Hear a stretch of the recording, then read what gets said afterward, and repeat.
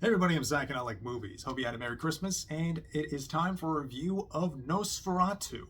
This is the latest film from Robert Eggers and the latest contemporary remake of Nosferatu. The 102-year-old German expressionist mega classic and real foundational film, not just the German expressionist era, but silent filmmaking in general, and arguably one of like the first horror films, at least one of the first horror movie classics from F.W. Murnau back in, again, 1922. This is an old movie, and it's still really holds up, and it's it's a beautiful film. It's a very moody film. It is also legally distinct from Dracula, as the Bram Stoker estate made clear in a lawsuit from way back when the movie came out, and it has been a minute since I've seen the original Nosferatu, but but it is such a strong mood piece. I do remember that there's like moments of it of like the atmosphere, the Gothic visuals, and the great German, the great expressionism in the lighting and the shadow. Then of course like general like visuals that are really stand out well between like the shadow work and the shadow of the hand on the heart, and generally just Max Schreck's great performance as Count Orlok, and just his general look with this like long spindly hands and clawed fingernails, the like very rat-like facial features that he's given. It's very, he seems more animal than man or anything. And also there was the 1979 German remake from Werner Herzog, Nosferatu the Vampire, which he took a great pride in because he once called that the greatest German movie ever made, arguably the greatest movie ever made too. And Werner Herzog's Nosferatu was interesting in that it is in color, and there's some like more verite imagery here, but a lot of the compositions could generally just be done as a silent film. And of course, Klaus Kinski, as great as he is, he also might as well just be like wearing like a Max Schreck costume, basically, with how reverent there is in like sort of like paying homage as much as he can to Murnau.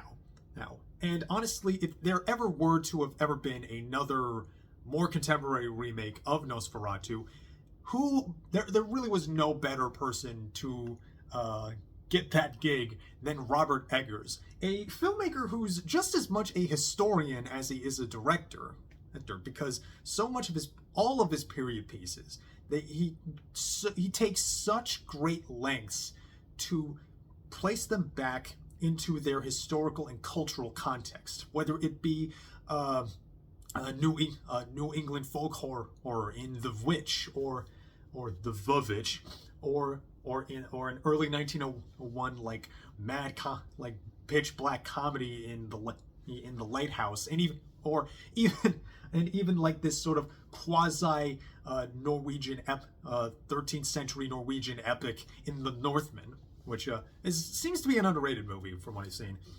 But yeah, now Eggers has now the Eggman has set his sights on Nosferatu, one of his real favorites. He's clearly a big fanboy of Nosferatu, and yeah, again, no one better to do it, and honestly, all better for it, because this movie was incredible. I loved this. It's going to be really hard to really lay down just how much this was extremely my shit. This was fantastic to watch. It's very entertaining. First of all, I really should get away. It's very entertaining. Everything it's such a great feeling to watch an honest to God, full-hearted Gothic horror again, especially on the big screen. And wow, and every every moment of that is like you really see the passion, you really see the money behind this. This is a gorgeous looking movie. Like this, the costumes, the production design, the visuals, everything is just laid out in beautiful period detail, and and it's just it's a movie that you really can just like appreciate just visually. Like all of these, like this, it feels very old school in a lot of how it's even in its sort of color palette. There's a lot of like tungsten lighting and a lot of blue. There's a lot of like cool blue to like the lighting, especially in the night scenes, and it feels very evocative of the film color, the color grading that was in sound film at the time, like in sepia tones and like shooting and like the blues for shooting day for night, and it feels like Eggers is very clearly evoking that, but he has a lot of, he's clearly like doing his own style. There's very like clean looking camera moves and very extended cuts too, so to like really let the performers really like just like have a delicious meal with his dialogue. And again, it's that specificity and that eye for detail in that dialogue that I think is what makes Eggers' movies stand out. Because they feel so well researched, and again, like I said, they're fitting them in as much of the historical context as can be possible. It's very well researched, and then there is a formality to this kind of dignity and the sort of like well-mannered, the mannerisms of the this like mid 1800s Germany upper crust attitudes that the characters have, and I think it fits so well, and just like sort of like really letting you be absorbed into the period, and like I said, in those performances, all the performances are just absolutely game busters. Like Nicholas Hoult, who I really felt I was really a little afraid that like the rest of the Nosferatu adaptations, and kind of Jonathan Harker too, he would kind of just be like sort of like forefronted at the front, like kind of given main character status, but then like kind of like literally shoved into a corner in the back end. But no, he's still got dignity, he still has presence, and I feel like this was like getting this so close after juror number 2 really shows that like, yeah, Nicholas Hoult, he's one of our best. He really shows how strong a performer he is, even in the subtleties and his mannerisms. He's great. Also, Lily Rose Depp, I gotta say, really surprised me, because originally Ellen was supposed to be played by Anya Taylor-Joy, who's basically Robert Eggers' muse, and there was a little scheduling conflict, and they had to be recasted, and I was a little concerned about that, and I haven't really seen Lily really wow me, but she wowed me. Holy crap, she like really threw herself into this role, because she has to like basically make her melancholy and her mania, her like primal desires really feel believable in both like her wants and her fears of it. And that's a lot of what, and like all her stuff is really what's at the core of this. That's her stuff is the emotional core of this movie. It's just like, being afraid of what allures us. She's terrified of Orlok's allure and draw, but she yearns, she pines, she perishes, she has these like violent like physical spasms of near orgasmic mania, and she really sells it. Like my God, she really surprised me in this. But to other no surprises. But as far as the other casting goes, there was really no surprises of like how great they would. Aaron Taylor Johnson, fantastic here. Was not expecting to really just like feel for as much of his character as I did. There are other returning actors of the Eggers oeuvre. You have Ralph Ineson, really criminally underused Ralph Ineson. But every time he shows up, he's such a wonderful presence. His voice is just, my God, it's wonderful smoked hickory, that like deep rumble. Like, I can't get enough of his voice. He's so great, and he's great, and he's wonderful here as the main doctor character. And you have the occult obsessed vampire hunter played by eccentric vampire hunter played by Willem Dafoe, who just, he comes in, he eats the scenery, leaves no crumbs for anybody. He's Willem Dafoe. You kind of get by now. You should know what you're getting out of Willem Dafoe. But Orlok himself, Bill Skarsgård. My God, wow, just wow! Like, might be my very favorite Bill Skarsgård performance, and he's really shown himself. He's really stands out amongst the other Skarsgårds here, and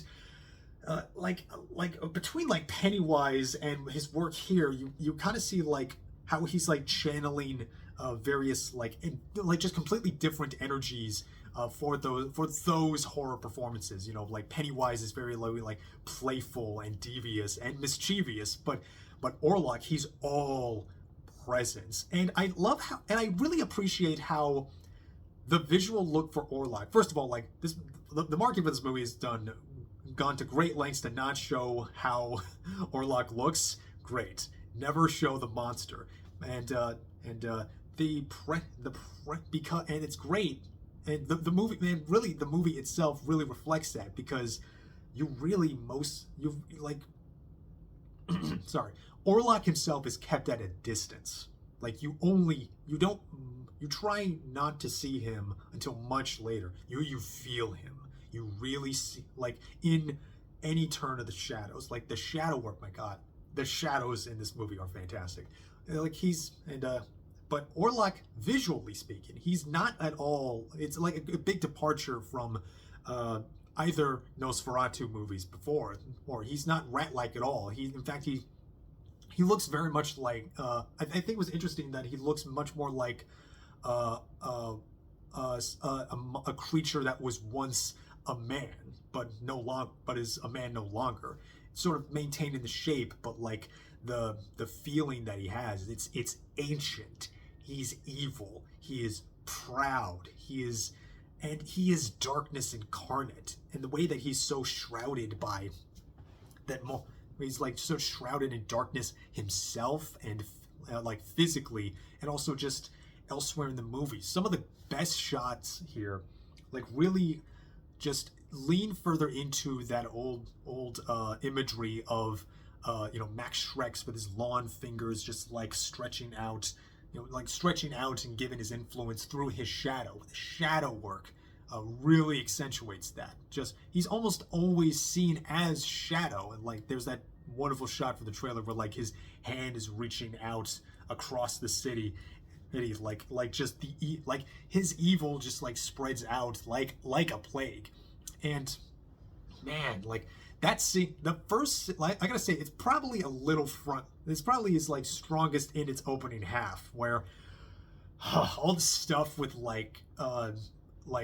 Nicholas Hoult making his way to the castle is just everything. It's lovely. Just a gothic phantasmagoria of just this like creepy old shadow out of just things moving on their own. These like old horses, this carriage that's just opens for itself, and you see Orlok. You finally see Orlok. He's mostly kept in he's again still kept at a distance. Like there's a real shallow length of focus where he's like still blurred out in distance, but like in these long shots, Orlok is moving in ways that a human cannot. And it's so creepy. And again, you feel him. You hear the rumbling of his voice. and the stuff that Skarsgård is doing with his voice and his accent, and like the how like labored his breathing is. Like he's ancient, he's evil, he is sickly, and it's so, oh my god, all that stuff I could just like take home to bed with me. It's so fun. I can't I can't tell you how much I was floating on airs, but real like just looking at this thing, but also like but it still maintains that emotional core through Lily Rose Depp's character, and the strain of her relationship with Nicholas Hoult. And the more that Orlok's influence grows, the closer he comes to their home. And I have seen some lukewarm receptions, some honestly well argued opinions about how the psychosexualness feels a little muted, or even nerfed, or can even get a little lost in the visual splendor of it all. And I understand that, and I think maybe it is a little. I guess we can't help but compare it to like Dracula, especially like Bram Stoker's Dracula, which this is also kind of evoking in certain ways. But I feel like where Coppola in that movie was sort of going for this like romantic, tragic, gothic opulence, I feel like Eggers is more leaning into a more primal, more fear of the primal emotions of it. It's not going for like the romanticism of feeling horny. It's more about the fear of feeling this dark attraction, and again, I don't think it's trying to be like Bram Stoker's Dracula. And again, it's Nosferatu. It is not Bram Stoker's Dracula. But I gotta say, like, I could see that, but also me personally, I can't help that I'm a sucker for this kind of thing. And but yeah, I was really impressed with it. It was gorgeous. It was creepy. And had some funny bits in it too. And oh my god, all the performances were fantastic. Can't say enough. Like, there's just too much good here for me to complain about. And I cared. I was completely sucked in. I was completely dragged into the allure of Orlok, of the film, of the setting. The period it's just a movie that's so much that it's given me so much of what I want, and knows that it is, and I can't help it. I fell for it, and man, can't recommend this enough. Such a good movie. And yeah, I'm so glad that Eggers is getting much more mainstream work done here. And I guess I was a little concerned that his voice would kind of get lost the more, or at least his unique touch would get like a little sanded down between the more mainstream work he got. Like, I kind of felt that way in The Northman, at least a little bit. Maybe not too much, but yeah, this is definitely for the freaks. This is definitely for the goth kids. This is definitely and again, it is for adults too. It's a violent movie. It's a dark movie. And it's a great movie too. Probably still not my favorite Eggers. I think that's still The Lighthouse. The Lighthouse is something special, man. If you haven't seen that, you really should. It's so good. But yeah, definitely see this out. Also, watch the other Nosferatus. You can own this Nosferatu physically. I think it's streaming on it's got to be streaming somewhere. Where I'm looking at my notes right now. I actually just actually I thought I had it. Anyway, also you can watch the original silent movie FW Now classic on YouTube right now. It's basically public domain. It's like, spoiler alert, Nosferatu is like 100 years old, and I loved it. This was easily one of my favorite movies of the year. And even though I do think there is that maybe some things could have been maybe some of the emotions could have eked out, could have like bled through the formality of the dialogue and the mannerisms, then maybe it would be a little more like, you know, visceral. But like, man, I just felt it. I was locked in.